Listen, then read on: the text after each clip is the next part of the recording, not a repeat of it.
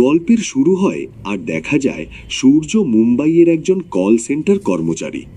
তার সহকর্মী নুরির প্রতি তার দীর্ঘদিনের একটি গোপন আকর্ষণ রয়েছে। একদিন সাহস জুটিয়ে সে নুরিকে ফোন করে, কিন্তু লজ্জায় তার অনুভূতি প্রকাশ করতে পারে না। তবে সেদিন থেকে সে প্রতিদিন নুরিকে ফোন করতে থাকে এবং কথোপকথনে জড়িয়ে পড়ে, যা নুরি মজা পেয়ে উপভোগ করে। সে সূর্যকে লজ্জা দিয়ে ফ্লার্ট করতে পছন্দ করে, কিন্তু একই সাথে বিরক্তও হয় যে সূর্য কখনো তাকে ডেটে যেতে আমন্ত্রণ জানায় না। পরের বার যখন সে ফোন করে, নুরি তাকে 5 সেকেন্ডের মধ্যে তার প্রিয় খাবারটি অনুমান করতে বলে।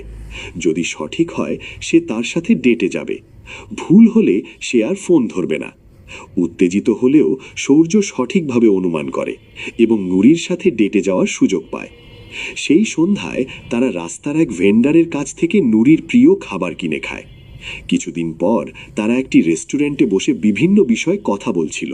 তখন নুরি হঠাৎ জানায় যে সে 2 মাসের মধ্যে বিয়ে করতে যাচ্ছে।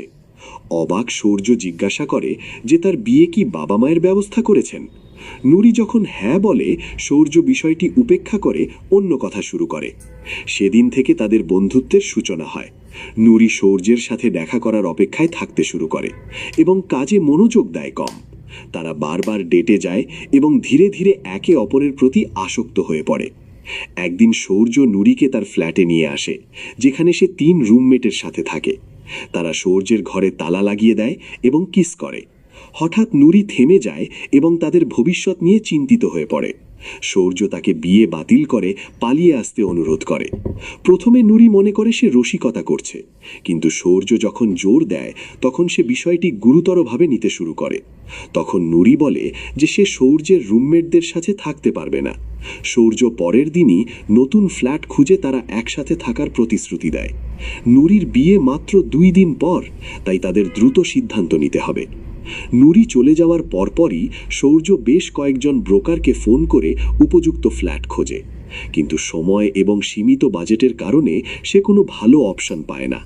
সারাদিন সে বিভিন্ন ফ্ল্যাট কমপ্লেক্স ঘুরে বেড়ায়, কিন্তু ফ্ল্যাট পায় না। মানুষের ভিড়ের মাঝে এক অচেনা ব্যক্তি সূর্যকে সস্তা ফ্ল্যাটের কথা বলতে শুনে এবং তার কাছে এসে বলে যে তার কাছে সূর্যের জন্য নিখুঁত জায়গা আছে। সূর্য প্রথমে সন্দেহ করে, কিন্তু দেখতে যাওয়ার সিদ্ধান্ত নেয়। তাকে একটি নতুন উচ্চতার অ্যাপার্টমেন্ট কমপ্লেক্সে নিয়ে যাওয়া হয়, যা তার বাজেটের চেয়ে অনেক বেশি মূল্যের মনে হয়। সে জানতে পারে যে কমপ্লেক্সটি 2 বছর আগে তৈরি হলেও নির্মাণ ও আইনি সমস্যার কারণে এটি খালি পড়ে আছে। যে ফ্ল্যাটটি তাকে দেওয়া হচ্ছে সে এক ব্যক্তির, যে প্রায় কখনোই সেখানে আসে না।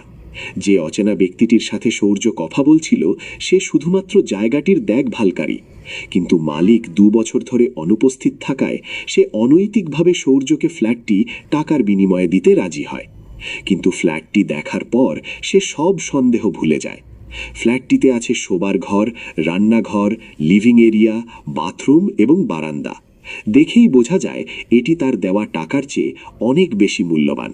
সে চুক্তি চূড়ান্ত করে এবং চাবি নিয়ে নেয়। এরপর সে পুরনো ফ্ল্যাট থেকে তার জিনিসপত্র গুছিয়ে নেয়, কিন্তু রুমমেটদের পালানোর পরিকল্পনা সম্পর্কে কিছু বলে না। সে শুধু বলে যে কয়েকদিনের জন্য বাড়ি যাচ্ছে। নতুন ফ্ল্যাটে এসে সে ম্যাট্রেস পাতে, ঘরটি সামান্য পরিষ্কার করে এবং ঘুমিয়ে পড়ে, নুরিকে পরের দিন অবাক করার আশায়। সে তার ফোনটি চার্জ করার জন্য প্লাগে লাগায়, কিন্তু বিদ্যুৎ চলে যায়। পরের সকালে সে দেরিতে ঘুম থেকে ওঠে এবং দ্রুত সকালের রুটিন সেরে নেয়। সে লক্ষ্য করে যে কোনো নল থেকে পানি আসছে না, তাই দাঁত মাজার জন্য বোতলের পানি ব্যবহার করে। কিছুক্ষণ পর সে ফ্ল্যাট থেকে বের হয় এবং দরজায় তালা লাগায়, কিন্তু ফোন আনতে ভুলে যাওয়ায় আবার ভেতরে ঢোকে এবং চাবি না নিয়েই দরজা বন্ধ করে দেয়।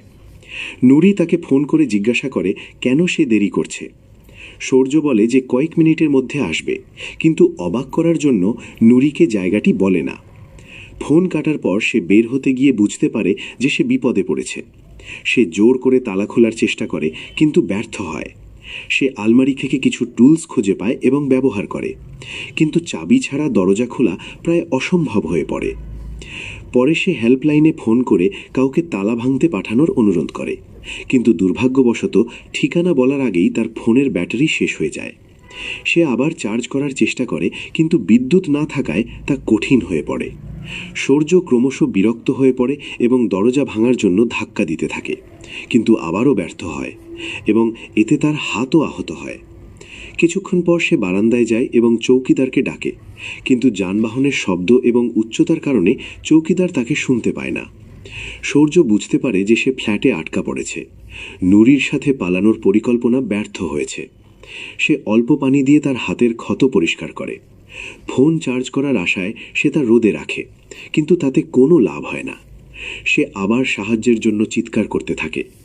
ঘন্টার পর ঘন্টা কেটে যায়, কিন্তু কেউ শুনতে পায় না। রাতে বিস্কুটের একটি প্যাকেট খেয়ে ঘুমিয়ে পড়ে। পরের দিন সকালে সে দেখে বিদ্যুৎ এবং পানি এখনও আসেনি। সে বাড়ির যা কিছু আছে তা দিয়ে দরজা খোলার চেষ্টা করে। চেয়ার এবং পাখা ছুঁড়ে মারলেও দরজা নড়ে না। সূর্য এখন চরম পদক্ষেপ নেওয়ার জন্য প্রস্তুত। সে দেয়ালে লাগানো টিভি খুলে বারান্দা দিয়ে নিচে ছুঁড়ে ফেলে। জোরে শব্দ হলেও চৌকিদার তা লক্ষ্য করে না।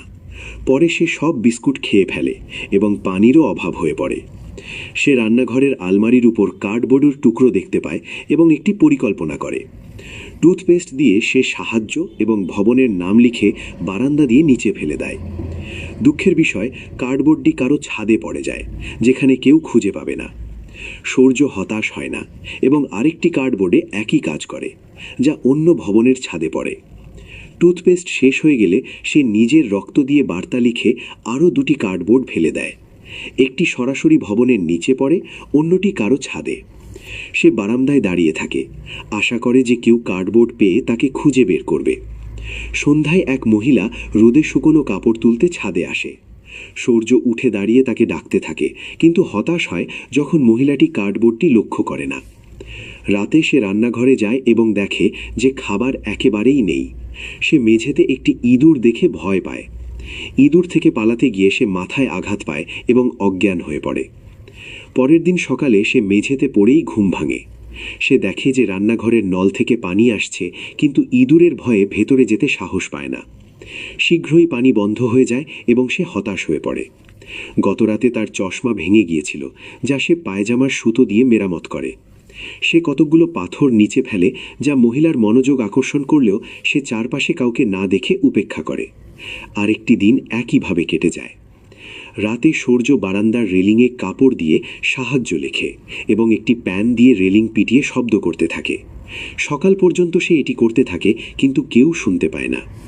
চৌকিদার অবশেষে কার্ডবোর্ড খুঁজে পায়, কিন্তু সে পড়তে পারে না, তাই এটাতে গুরুত্ব করে না।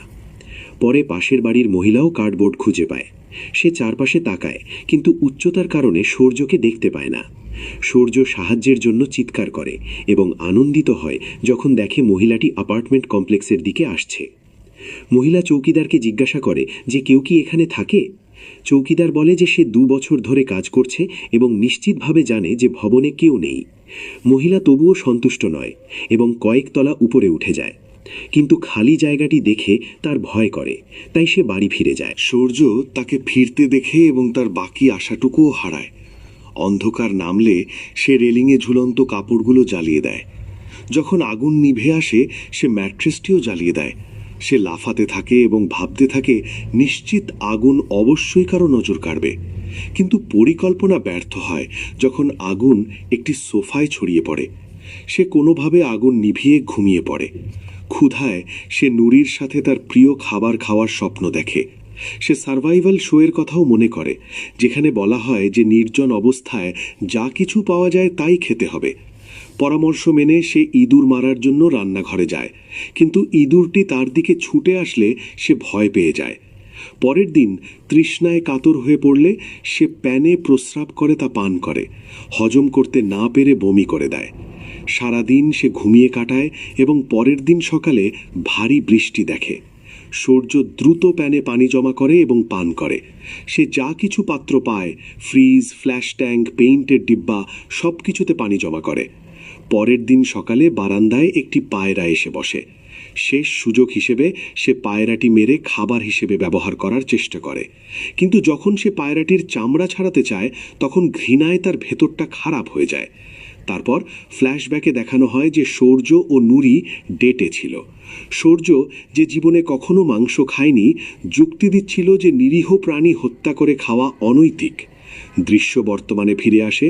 সে অনিচ্ছায় পায়রার মাথা কেটে ফেলে এবং সেদ্ধ করে খায়।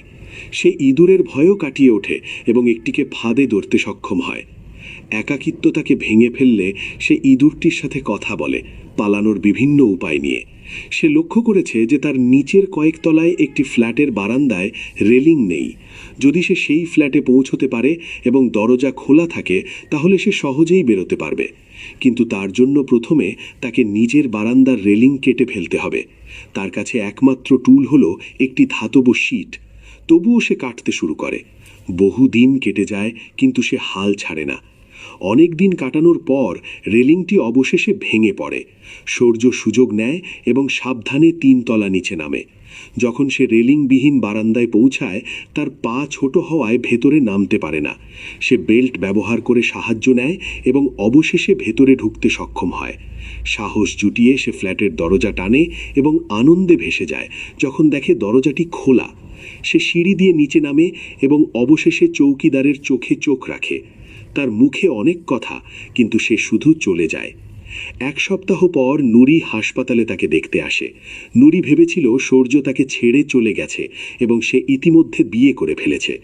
সূর্য তার হাত ধরার চেষ্টা করে, কিন্তু নুরি হাত সরিয়ে নেয়, কারণ সে এখন বিবাহিত। কয়েকদিন পর সূর্য কাজে ফেরে, কিন্তু হতাশ হয় যখন দেখে যে তার বন্ধু ও সহকর্মীরা তার অনুপস্থিতি খেয়ালই করেনি। সেদিন সে তার প্রিয় রেস্টুরেন্টে যায় এবং তার প্রিয় খাবারটি উপভোগ করে, যা সে খুব মিস করেছিল। শেষ দৃশ্যে সে ফ্ল্যাটে ফিরে যায় এবং ভাঙা রেলিংটির দিকে তাকায়। এমন ভিডিও আরও দেখতে সাবস্ক্রাইব করুন, নোটিফিকেশন চালু রাখুন এবং চ্যানেলকে সাহায্য করতে লাইক দিন। ধন্যবাদ।